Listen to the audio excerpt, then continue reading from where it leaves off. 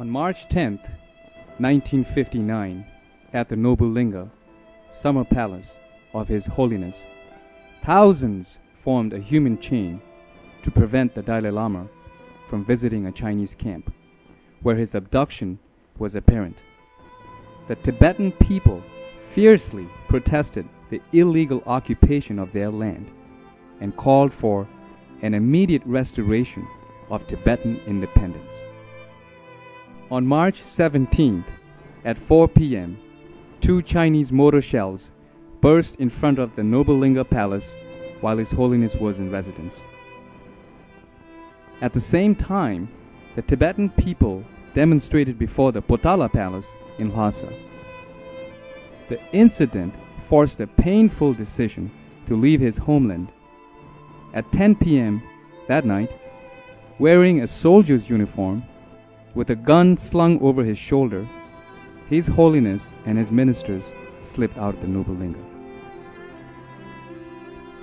On March 19th, 2 days after the Dalai Lama's flight from Lhasa, the PLA soldiers of China shelled the Noble Linga, the Potala, and other strategic places in Lhasa. The massive shelling was followed by tank and infantry attacks. Some 86,000 people were mercilessly killed, while others were taken prisoner during this tragic period.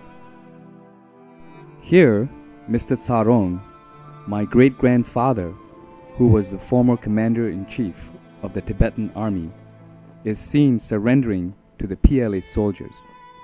He died in prison a day before he was to be publicly humiliated and paraded in the communist fashion. Not until the 3rd day did the PLA soldiers discover of the Dalai Lama's escape, when they immediately sent troops and jets in pursuit, but failed to spot the fleeing party. The Dalai Lama was now onto the danger-filled path to freedom in India. He was assisted by his family members and was escorted safely by the courageous Chushi Gangdruk resistance fighters of Tibet. It took 4 grueling weeks as they dodged PLA bombers and foot soldiers pursuing them, while crossing over treacherous paths and navigating dangerous trails. Seen on his left is his younger brother, Ngari Rinpoche, who today resides in Dharamsala. There were thousands of PLA soldiers on the hunt, blocking all exits possible along the border between India and Tibet.